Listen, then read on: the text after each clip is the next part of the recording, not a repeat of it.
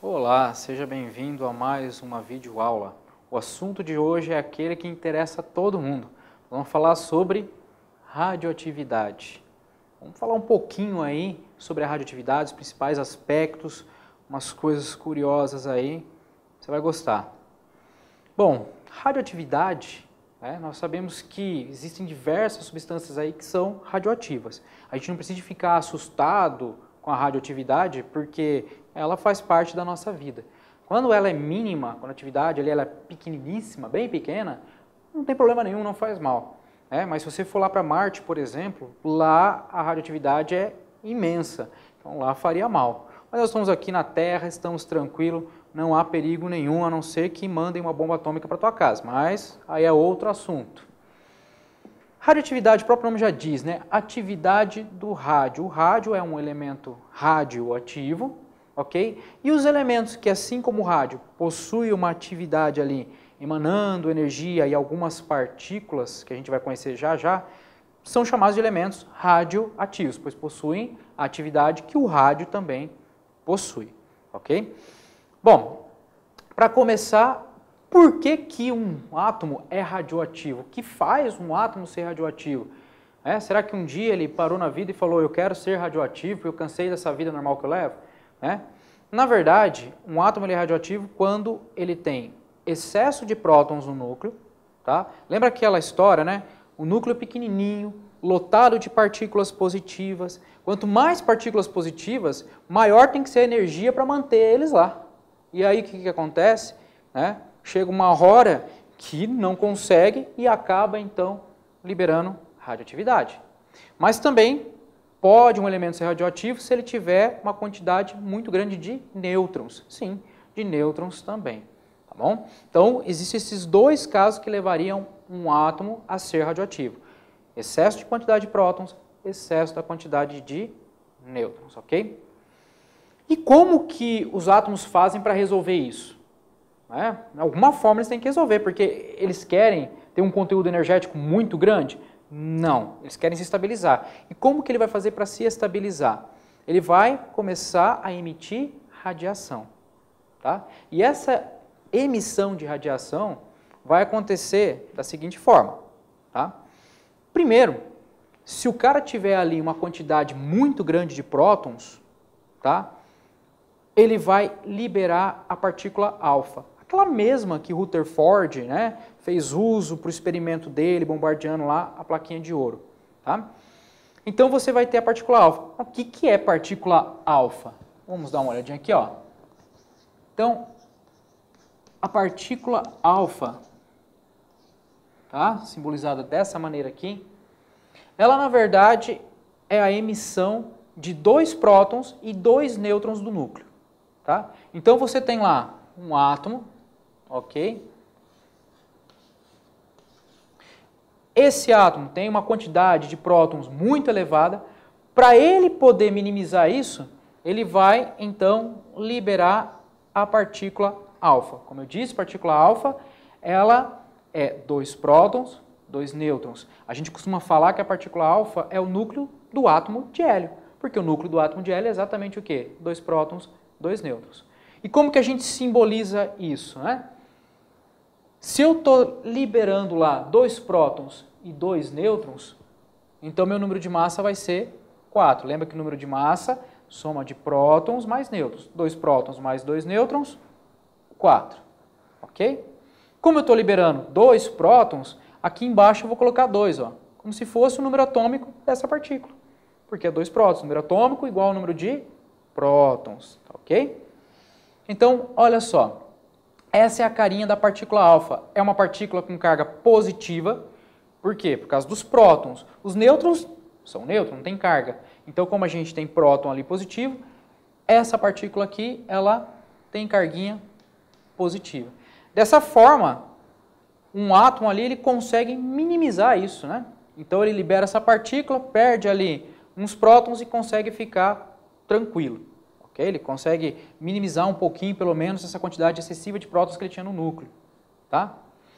Pode acontecer também, tá, em relação a você ter muitos prótons no núcleo, outra emissão, que é a seguinte, tá? Você vai ter ali, na verdade, um próton, lembra que agora a gente está falando de próton em excesso, tá? O próton, tá? Ele vai ali sofrer uma mudança, uma alteração na sua estrutura, tá? Ele vai formar aqui um nêutron, ok? Mas essa partícula aqui, ó, que talvez você já tenha ouvido falar dela, tá? Essa partícula aqui, sabe o que é isso aqui? Isso aqui é um elétron positivo. Existe elétron positivo? Existe o elétron positivo. Tá aqui, tá? É um exemplo de uma emissão radioativa, ok? É um positron. Olha só que nome bonito para esse camarada. Não é comum se falar disso, tá? Mas conhecimento nunca é demais. E também vai liberar aqui uma outra partícula que a gente chama de antineutrino. Como eu disse, não é muito comum a gente ver isso, mas acontece, tá? Então, quando eu tenho excesso de prótons, pode um próton se transformar aqui num nêutron, virar um pósitron, né? E um antineutrino? Pode acontecer, sim, tá bom? Lógico que aquilo que a gente mais estuda é esse caso aqui, da emissão da partícula alfa, tá bom? Mas, professor, e se eu tiver muitos nêutrons no núcleo, o que o átomo faz ali para melhorar essa situação? Então, ele vai pegar esse nêutron, vai transmutar ele, e ele vai virar o que lá? Um próton que permanece dentro do núcleo, esse camarada permanece lá dentro, tá? Mas, ó, é parecido com isso aqui, ó. Isso aqui é uma partícula beta positiva, que seria o elétron positivo, mas agora a gente vai ter aqui, ó, a partícula beta com carga negativa. Essa partícula beta com carga negativa nada mais é do que um elétron, agora sim negativo, tá bom? Que é disparado, esse vai embora, é disparado do núcleo, tá? O próton fica e é disparado. E a compensação energética se dá também pela formação ali do neutrino, tá bom? Então, o que eu tenho que ter em mente aqui? Que quando eu tenho um excesso de prótons, eu vou liberar a partícula alfa. A partícula alfa, tá? Ela é formada por 2 prótons, 2 nêutrons. E quando eu tenho excesso de nêutrons, eu vou formar ali um próton que permanece dentro do núcleo e libero a tal da partícula beta. Essa partícula beta aqui, tá? Ela viaja a uma velocidade ali muito grande, tá? Então ela é uma partícula que é perigosa, tá bom? Bom, vem comigo aqui, vamos dar uma olhadinha agora em um exercício de como que a gente pode estar utilizando isso aqui. Como que a gente verifica isso aqui, né? Na moda ali no exercício um pouquinho mais prático, ok? Então vamos dar uma olhada aqui primeiro a emissão de uma partícula alfa. Eu vou começar aqui pegando o átomo de plutônio. Tá? E a gente vai fazer aqui a emissão de uma partícula alfa desse camarada. Tá bom? Ele é um material radioativo. E o que acontece quando ele emite uma partícula alfa? Aí que vem a questão de você lembrar, né? Que a partícula alfa, tá? Ela é formada por 2 prótons, 2 nêutrons. Então, se esse camarada emitir uma partícula alfa, ele vai perder lá de dentro do seu núcleo o quê? 2 prótons, 2 nêutrons. Tá bom? Como aqui eu tenho número de prótons, lembra, ó, isso aqui é a quantidade de prótons que o camarada tem no núcleo, tá? Como eu vou perder 2 prótons, o que vai acontecer com o número atômico desse camarada? Vai decair. Ele teria 94 prótons, perdeu 2. Vai para quanto? Vai para 92. Mas não só o número atômico, a quantidade também ali da massa vai cair. Lembra? O número de massa, soma de nêutrons mais prótons. Eu perdi que total do número de massa? Perdi 4, porque eu perdi 2 prótons e eu perdi 2 nêutrons. Então isso aqui também vai mudar, ok? Vai ficar lá, ó, 2, 3, 5. E vai ser quem esse camarada? O urânio. Como que isso pode ser cobrado de você? Pode perguntar. Em que elemento, tá, vai ser ali transmutado o plutônio se ele emitir uma partícula alfa? Se ele emitir 2, 3, porque pode isso aqui tem uma sucessão. Esse camarada emite uma partícula alfa, esse aqui vai emitir outra e assim vai decaindo. A gente chama de decaimento radioativo. Isso aí vai até o cara se estabilizar, geralmente formando ali o chumbo. Tá? Aí ele se torna estável. E isso pode demorar muito tempo, tá bom? Não é uma coisa que acontece tão rápido, não. Em alguns elementos é rápido, em outros nem tanto, ok? Então, isso aqui é emissão de partícula alfa, ok? Mas e se eu tiver que emitir uma partícula beta, tá? Não é o pósitron, não. A gente vai falar agora ali da partícula beta, tá bom? Acompanha aqui comigo agora, ó. Nós vamos pegar aqui o sódio mesmo, tá? Só que é um sódio um pouquinho diferente, e já eu vou explicar o porquê que ele é um pouquinho diferente. O sódio, a gente costuma escrever aqui que ele tem número de massa 23, tá bom? Então isso aqui significa o quê? Que esse camarada tem um nêutron a mais. E lembra que eu falei? Nêutron a mais torna o cara radioativo. Nossa, eu não sabia, o sódio. É o sódio, tá bom? O que acontece quando ele for emitir, né, para ele emitir essa partícula beta? Lembra que a partícula beta é um nêutron que está lá no núcleo. Esse nêutron ele vai se transformar ali num próton que permanece dentro do núcleo, vai expulsar o elétron, que é a partícula beta, que vai embora, tá? E vai formar ali também o neutrino. O que acontece se eu for mostrar aqui? Então, com a emissão da partícula beta, lembrando que eu coloco aqui isso aqui, por quê? Porque a massa de um elétron é desprezível, tá? Próximo ali de zero. Então é desprezível, a gente coloca zero, considera. Bom, o que vai acontecer? Se eu, ao transmutar o nêutron ali, eu vou formar um próton, e esse próton vai ficar dentro do núcleo, então vai aumentar o meu número atômico. Era 11, como eu agora perdi um nêutron, mas por outro lado ganhei um próton, e aqui é o número de prótons que eu tenho no núcleo, isso aqui vai mudar para 12. Porque você agora fez o quê? Você acabou ganhando um próton a mais. Tá bom? Por outro lado, o que acontece com o número de massa? Nada. Por quê? Porque você trocou um nêutron por um próton. Tá bom? Então, vai ficar elas por elas, porque o número de massa é soma de próton mais nêutron. Ah, eu perdi ali um nêutron. Então, cairia para 23, mas eu ganhei um próton, volta para 24. Então, não há alteração. A única coisa que acontece aqui é o sonho dos alquimistas, né? Queriam fazer lá, né, mudar os elementos. Ele vai virar aqui o elemento químico conhecido como magnésio. É o magnésio. Ok? Então, emitiu partícula alfa é daquela forma ali. Emitiu a partícula beta é dessa forma aqui. Não pode esquecer a composição da partícula alfa. Volto a frisar, anota aí, não deixa para depois. 2 prótons, 2 nêutrons. Se for emitir a partícula beta, ela vem lá do nêutron, que vai se transformar ali, né? Vai virar o próton. Vai liberar esse elétron que vai embora, o próton fica no núcleo. E aí você vai ter, então, esse decaimento radioativo, nessa mudança aqui que a gente fala. Tá bom?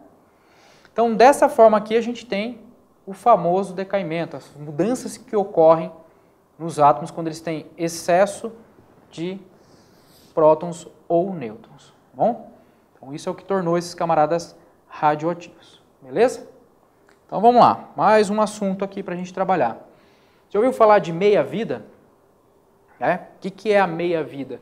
A meia-vida, tá, de um camarada radioativo, ela é muito importante da gente compreender. Por quê? Porque ela nos dá uma ideia do tempo que esse camarada vai levar para zerar praticamente, para se tornar inofensivo. Tá? Então, a gente pega lá, por exemplo, um material como urânio. Aconteceu um acidente lá, ou que nem aconteceu com o Césio em Goiânia. E agora, quanto tempo que aquele material vai ter que ficar escondido para poder, né, acabar a radioatividade? Então, com o tempo de meia-vida, você consegue identificar isso. Então, o que é o tempo de meia-vida? É o tempo que vai levar para metade da atividade, né, dele ali, do meu isótopo radioativo, dele fazer o quê? Dele decair. Metade. Então, por exemplo, vamos imaginar, se eu tivesse lá 10 toneladas de material radioativo, que tempo que vai levar para que eu possa ficar apenas com 5 toneladas? Ou seja, metade ali dessas toneladas deixarem de ser radioativo. tá? Então isso a gente chama de meia-vida, tá? Quanto mais meia-vidas passarem, tá, menos radioativo, menos atividade radiológica vai ter aquele camarada, tá? É como se você pegasse lá açúcar e quisesse adoçar sempre lá o seu cafezinho, né? Então você começa lá com 4 kg de açúcar e vai adoçar o seu cafezinho lá, beleza. Digamos que você utiliza lá vamos colocar aquele café bem docinho, umas 5 colheres de açúcar lá, pra você fazer lá uma jarrinha de café, né? E aí você vai consumindo, vai consumindo, vai consumindo, vai consumindo. Aí passou um tempão, sua reserva de 4 quilos caiu para 2. Né? Olha lá, meia vida do açúcar aqui no caso. Aí passou mais um tempo, você foi adoçando, adoçando, caiu para 1 quilo. Passou mais um tempo, você foi adoçando 500 gramas, 250 gramas. E assim foi indo. Até sobrar lá aproximadamente 4 gramas. Tá? E aí você vai pegar 4 graminhas para adoçar todo o seu café. Já não vai ficar com o mesmo sabor, não vai ficar doce como era antes. Por quê? Diminuiu a quantidade que você tinha ali de açúcar, diminuiu o sabor docinho do café. Então a gente pode fazer essa assimilação com as partículas radioativas. Conforme vai passando, vai decaindo, vai diminuindo a quantidade, vai diminuindo, até que chega um ponto que ela não faz mais mal para o ser humano. Ok? Aí você fala que ele deixou de ser radioativo e você pode, aí sim, descartar. Ok? Inclusive, alguns exames médicos que são feitos com materiais radioativos, tá? O paciente, depois de ter que ingeri-los, ele acaba tendo que ficar um tempinho no hospital, algumas horas, para poder eliminar isso. Aí ele elimina através do suor, da urina. Essa urina é recolhida, não é da descarga jogada fora. Ela permanece um tempo ali, até que acontece o quê? Até que haja a descontaminação. Né? Aí vai ali perdendo a atividade radiológica, depois você pode descartar, normal, jogar ele na patente e dar descarga. É interessante. Tá? Bom, como que a gente pode fazer a meia-vida, alguns cálculos, ou trabalhar aí com a meia-vida? Tá? A gente costuma utilizar aqui 2 formulinhas, tá bom? A primeira é essa daqui, ó. 2 elevado a x vai ser aqui a massa que a gente tem inicial e a massa final desse camarada. Tá? Alguns autores trazem aqui tá? Dizendo atividade inicial, atividade final. Então isso aqui na verdade é o quanto você tinha no início do seu material radioativo e quanto você vai ter no final. O X aqui, ele vai indicar quantas meia-vidas se passaram. Ó, se passou só uma meia-vida, ou seja, eu tinha 50 quilos do camarada, sobrou só 25. Então passou meia-vida, então foi uma meia-vida só que passou. Passou 2 meia-vidas, depois metade daquilo decaiu também. Então, seu X é 2. Então, esse camaradinho aqui, tá? O X, ele vai ser para nós o número de meias-vida. Quanto de meia-vida você tem que passou, ok? Outra formulinha que a gente usa é para determinar ali o tempo que vai levar para esse camarada se decompor ali. O tempo ele vai ser medido pelo quê? A quantidade de meia-vida, 2, 3, 4, 5, tá?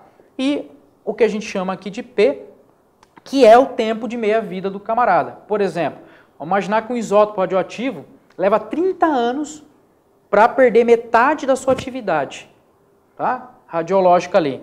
Então, P vai ser igual a 30, tá?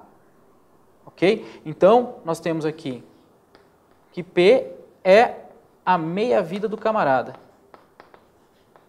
1 ano, 2 anos, 10 dias, 1 hora, 2 horas, tá? Então, é dessa forma aqui que a gente vê.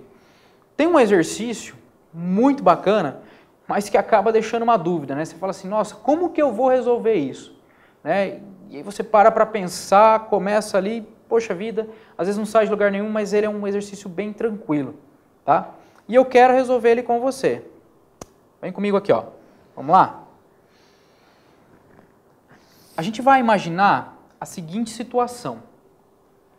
Vamos imaginar que eu tenha um camarada aí, tá? Cujo tempo de meia-vida dele seja aí 2,5 anos, por exemplo. ok? Ele tenha esse tempo aí de meia-vida, ok? E eu quero saber o seguinte, eu quero saber quanto tempo, imagina, né, aconteceu um acidente lá, radiológico, alguma coisa, quanto tempo vai levar para esse camarada deixar de ser radioativo, deixar de fazer alguma coisa desse tipo, tá bom? Só com esse dado eu não consigo resolver nada, ok? Porém, eu sei que se eu chegar com uma massa, tá? Uma massa final aqui, ó,